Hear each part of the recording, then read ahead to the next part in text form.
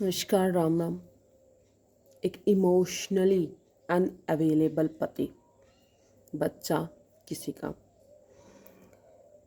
उसको इतना वो इमोशन लेस रहता है पूरी लाइफ। फिर वो अपनी वाइफ के लिए कभी भी अवेलेबल नहीं रहता इमोशनली। बाकी सारी हर तरीके से वो अच्छा मिलेगा, हेल्प भी करवाएगा, पैसे वैसे में भी जो मन करे कर, जैसा रहना जैसे रहे।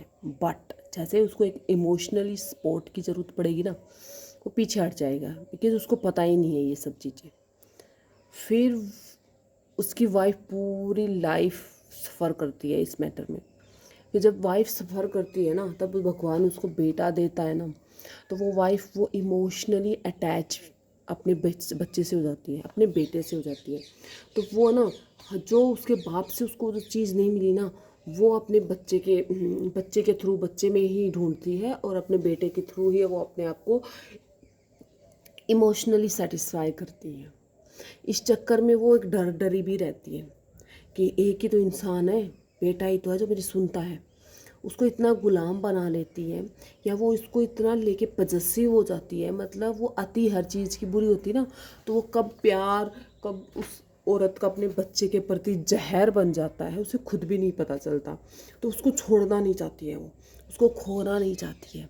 अब समाज के रीति रिवाजों के हिसाब से, समाज के कायदे कानून के हिसाब से अब उसे अपने बेटे की शादी भी करनी पड़ती है। फिर जब वो बेटे की शादी तो कर देती है, पर उसको बर्दाश्त नहीं होती अब बहू। तो वो बर्दाश्त नहीं होती ना, तो वो बहू का जीना आराम करती है। बहू बेटे के बीच में झगड़ा लगाती है, बहू को विलन बनाने की कोशिश करती है। उस चक्कर में वो इस बिलो द बेल्ट इतनी नीचता तक जाएगी, वो औरत इतनी नीचता तक जाएगी। और बहू के प्रति उसका कुछ बिगाड़ा नहीं है बहू ने, इवन उसको पलकों पे बिठा के रखती है, और रखने की कोशिश में भी लगी रहती है कि मम्मी जी कैसे इम्प्रेस हो, मम्मी जी के साथ मेरा बॉन्ड कैसे अच्छा हो, मम्मी जी को मैं कैसे अच्छे से रखूं। लेकिन मम्मी जी को डर है कि एक ही तो बंदा था बेटे के रूप में मिला, पति ने तो कभी इमोशनली सपोर्ट किया नहीं, तो एक ही तो इंसान मिला बेटा, वो भी अगर छिन जाएगा तो मैं कहाँ जाऊँगी, मेरी कौन सुनेगा। वो डर इतना हावी कर लेती है कि जिस पहले दिन से ही बहू उसके लिए विलन है। बस वो शो बाद में करती है, पहले तो मतलब एक्टिंग में तो होते हैं ऐसे लोग माहिर। तो वो ना उस एक्टिंग करते करते, मतलब पहले दिन से ही बहू जिस दिन रिश्ता फिक्स होता है ना, उस बहू को, वो बहू उसको विलन लगने जाती है, दुश्मन लगने लग जाती है, सौतन लगने लग जाती है।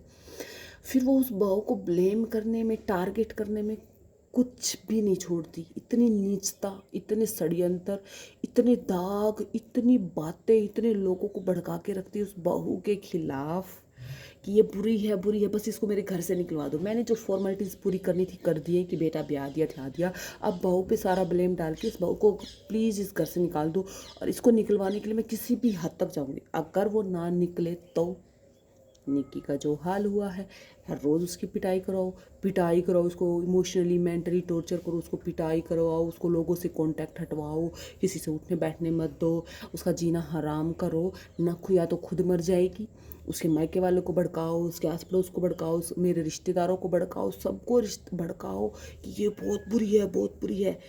अंदर ही अंदर क्या चाहती है, ये बस ये मेरे घर से निकल जाए। क्यों? क्योंकि एक ही तो बंदा है जो मेरी चुगली चाटे, सब झूठ फ्रेब, सब सब हर चीज़ को मैं उससे बड़ी कॉन्फिडेंटली, बड़ी कंफर्टेबल होके, वो मेरे को जज नहीं करता, बस वो हूँ भी नहीं करता, बस चुपचाप सुनता रहता है। मैं जो बोलूँ, जैसा बोलूँ, गंद अंड संड मंड जैसे भी, तो वो हट जाएगा। वो शुरू दिन से ही ऐसा करती है, और ऐसे ही घरों में बहू सुखी नहीं रहती, ऐसे ही घरों में। और ये चैन ना चलती रहती है। अब जो बहू आई है उसको बेटा इमोशनली नहीं सपोर्ट कर रहा, बेटे बहू के नहीं बनने दे रही, बेटा बहू एक दूसरे के साथ एक दूसरे के दुश्मन बने हुए हैं। तो अब वो बहू के भी अगर बेटा हो गया तो कल को वो भी यही करेगी। लेकिन हम जो आज की जनरेशन है, हम पढ़े लिखे लोग हैं, तो हम पढ़े लिखे गंवार नहीं कहलाना चाहते। हमें हमारे हीलिंग प्रोसेस पे ध्यान देना है, हमें अवेयर रहना है कि हम वो थिन लाइन क्रॉस ना करें। हमें पता है हमें अपने आप में खुद पर काम करना है, सेल्फ लव पे काम करना है, खुद को प्यार करना, खुद में अलग अलग तरीके सीखने की कोई उम्र नहीं होती। खुद को अलग अलग टैलेंट सिखाने हैं, चीज़ें देखनी है, एक्सप्लोर करना है, खुद को इमोशनली हील करना है, खुद को इतना परफेक्ट बनाना है, खुद पे इतना काम करना है कि हम आनंद में रहें, खुशी नहीं, हमें आनंद में रहें। ठीक है, हमें भक्ति मार्ग अपनाना है ताकि ये बॉन्ड, ये जो चैन जो सदियों से चली आ रही है वो टूटे और हम किसी की बेटी को अपने घर लाएं तो वो खुशी से अच्छे से एंजॉय कर पाए। हम प्राइवेसी जाने, हम स्पेस जाने, हम नॉन जजमेंटल रहें, हम हमारे इमोशंस के लिए किसी पे डिपेंड ना रहें। ये चैन हमें तोड़नी पड़ेगी ताकि और ये ऐसे इंसिडेंट ना हो, किसी की बेटी की ज़िंदगी ख़राब ना हो, किसी की ज़िंदगी नरक ना बनाए, या किसी को बेमौत ना मरना पड़े या मारना ना पड़े, हम इतनी निस्ता तक ना जाएं। तो हम आज की जनरेशन है कि हमारे साथ हुआ था हम भी करेंगे, ये चैन तोड़नी पड़ेगी बाबू, और हम तोड़ेंगे इस चैन को। ठीक है, स्टे स्ट्रॉन्ग।